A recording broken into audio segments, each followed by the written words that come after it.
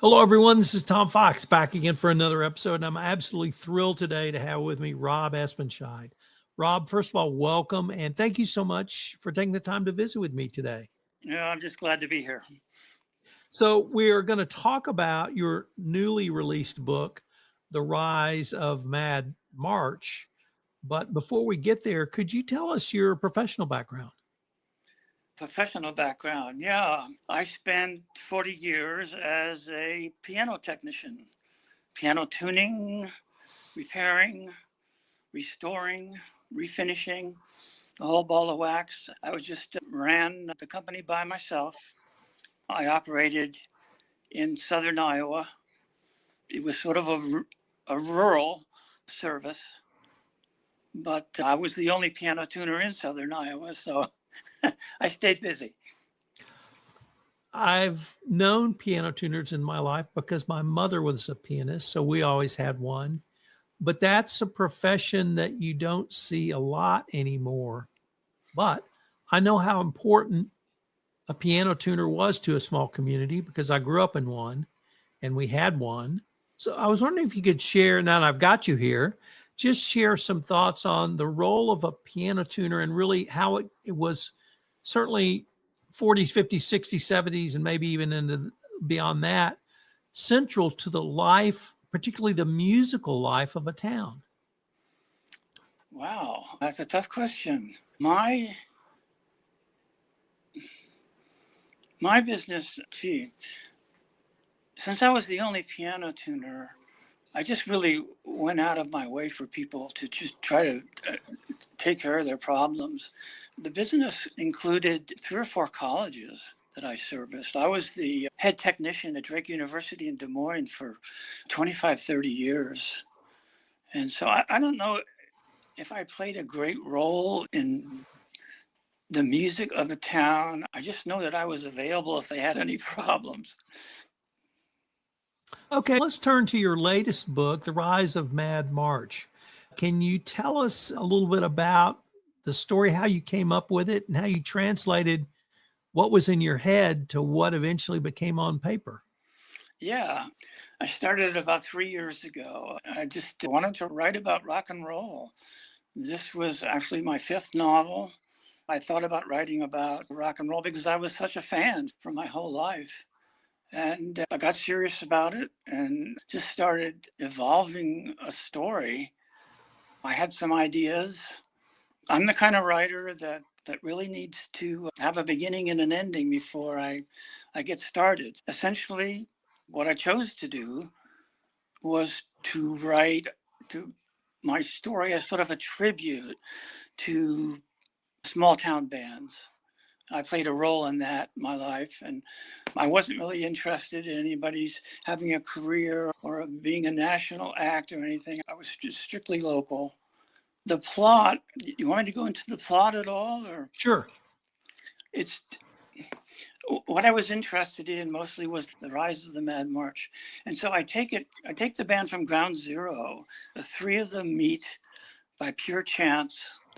They get into what they call the day room sessions, or a lot of practicing.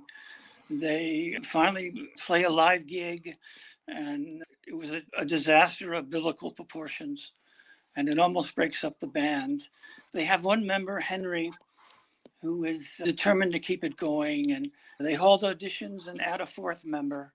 They have another live gig that just everything falls apart, including the band. So they're just separate for quite a while. But Henry refuses to give up and tries one more time around Thanksgiving to pull them together. It works. They start performing, and they run into a guy who's sort of a talent scout, booking agent for a fictional record company up in Minnesota. And he believes in the band, and eventually he puts them on tour. The last third of the book is the tour. They go from Philadelphia and New York back out to California. And when they get to LA, that's pretty much the end of the story. So what are some of the themes or messages you put across or through the storyline? Some of the names, No, some of the themes or messages. some of my themes. Yeah. What I had, the story evolved. What I wanted to write about was a band before its time. So to do that, the story takes place in the early 70s. And I sort of labeled my band a pre-punk band because the punk genre became settled in about 75 and 76. So my band is sort of a punk band, but they don't know it because there's no nomenclature about punk. And so they're setting off. I made it tough for them. They're setting off with the kind of music that people have really not, falls on untested ears. So it makes it kind of tough for them. So that's a fascinating time for musicians, a fascinating time to start a band. How would you assess the ability to start a band in the 70s as opposed to maybe today? Or is it just music and musicians playing music has always been around? I would say I don't think much has changed. Certainly the equipment has changed. My son plays in a band in Austin, and I've been a roadie for that band for the last 4 or 5 years. And the situation there is pretty far different than what it was back in the early 70s. In the early 70s, in the late 70s, I became a manager of a band. They were a local band. And how that happened was I was just talking to Jim and I was saying, I'm working up in Des Moines at Drake University a lot. Maybe I could get you guys some gigs. And he was all for that. And so I started doing that and had some success. And before I knew it, a few months down the road, I pretty much became their manager. So that was quite a deal. And I fell back a lot on that when I was evolving the novel I just published. I'd love to talk to authors about their writing process. So I think you said that you have to have the end of the story in your head before you start. Do you have a stream of consciousness where you just see it play out in your head and record the movie that's going on in your head? Do you outline your book and plan it out with a series of vignettes that you connect together? Or all of the above, none of the above, or even something different? Yeah, that's a good question. I suppose everybody does it different.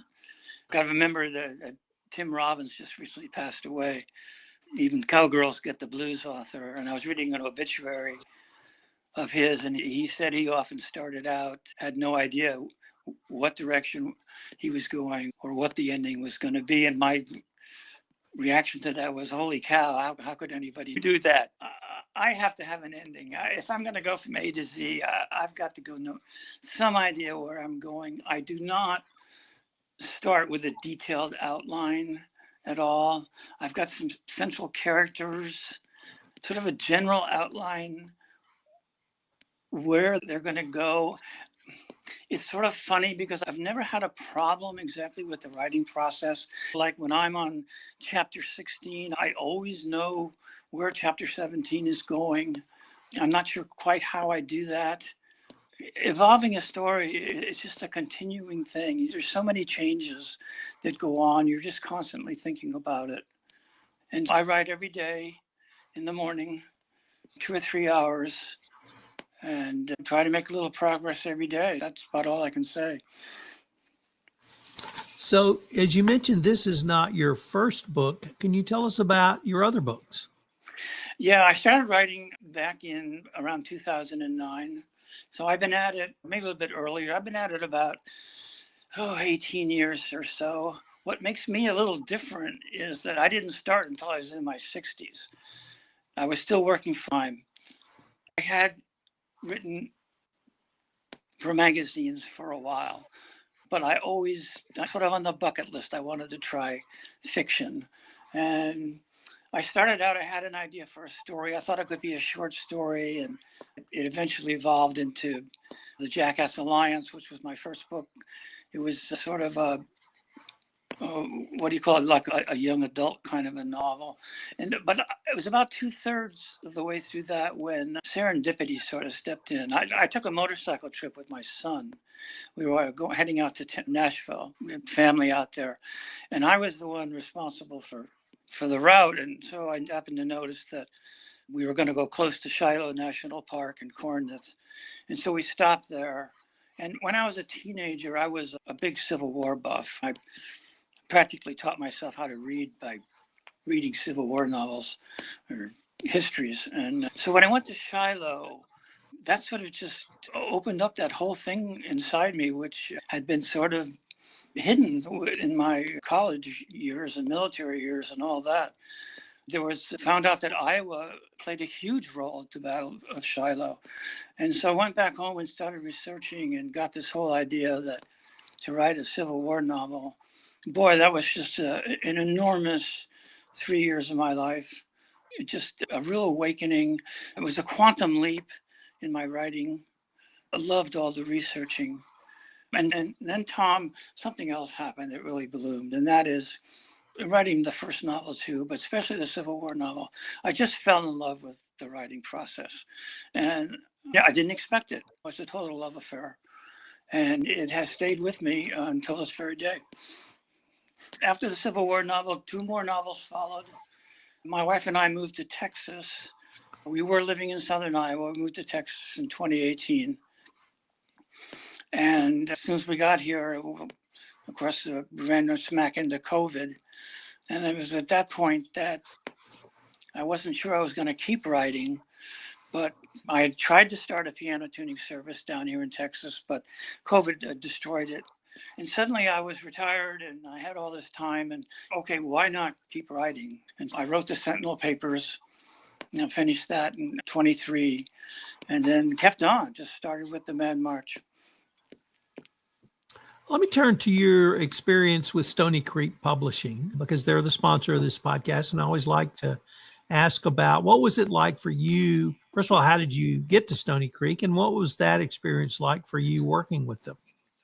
Yeah, working with them has been great. And what happened was through my first novel, 4 novels, I'd never really been published. I went the self-publishing route, and I had some close calls with publishers and literary agents too. I was just sort of left waiting at the altar. And so when I finished the Mad March, it was like, I want to try again to find an agent, to find a publisher, blah, blah, blah. And I really wasn't sure what to do with it.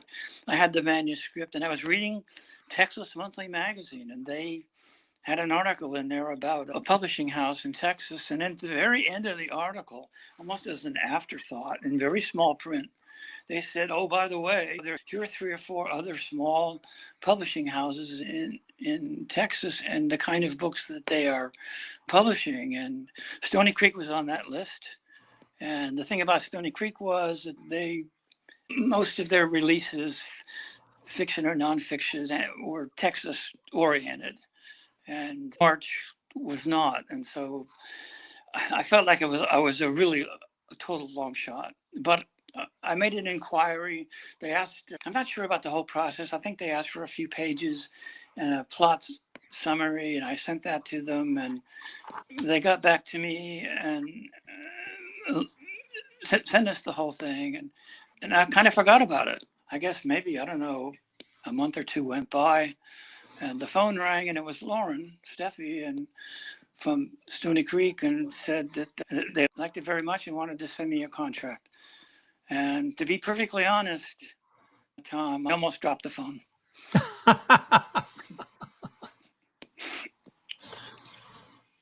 I believe it. I believe it. So what work did Stoney Creek and Lauren's team help you with? Was it in editing? Has it been in marketing? Obviously, we're talking on a podcast, so that may be part of it. What did they really bring to the table for you? Yeah, they sent me a contract, and they sent me a whole pamphlet of papers about their process. And of course, one of their processes is professional editing. And this was just a great opportunity for me. And I worked with, I think his name was Smith, and his first name escapes me. And I had some problems in the manuscript, and they picked up on it, and we made the corrections. And this is the way things happen in writing sometimes. If you got something wrong and all of a sudden you're facing a real pothole, sometimes when you dig yourself out of it, your manuscript is better than what it was before. So it was crucial for me to work with them. The Mad March takes place in the 70s, and so I've run across this many times, including the Civil War novel, which having things in the proper time frame is just so important, and you have to check and recheck that. And so they were very good working with me on that. And I remember I had a few songs in Mad March, and sure enough, the songs were released in the late 70s, not during the time period I was writing about, and things like that. They've been a joy to work with. One of the things that I always remember about Stoney Creek is how easy it was to send in what I had, even with literary agents and a lot of publishers. There's a lot of rules and regulations that go into it, and they only want a certain thing, and they only want it sent a certain way, and it can be exhausting. You get things like, send us 10 pages, because if you send us 11 pages, we're not even going to look at it, stuff like that. So there was nothing like that with Stoney Creek. It was a very simple process, and I thank them for that. So, Rob, unfortunately, we are near the end of our time for this episode. But before we leave, I wanted to ask you if any of our listeners wanted to find out more about you, or certainly find out about your books, what might be the best place or places for them to go? Yeah, first off, I have a website, firejacker.net. All my books are listed on there, and they can certainly, if they have some comments, if they read Mad March and want to say something about it, I'll be glad to get back to them. I'm also on the Goodreads platform, in which I'm open for inquiries from them. So that would work. My books are available, of course, on Amazon, both print and Kindle. Very inexpensive Kindle book, by the way. The books, my novel should be in Barnes and Noble. And as Stony Creek told me, pretty much any private bookstore, chances are The Rise of the Mad March is not going to be on the shelf, but they will be able to get it for them. Rob, I wanted to thank you again for taking the time to visit with me, and I hope we can continue this conversation. The troubles we had, Tom, I wish we had more time, because one of the big deals with the Mad March is with gender. Girls in a rock and roll band in the 1970s was an interesting thing to write about. Maybe there'll be another time. Thank you. Thank you, Tom.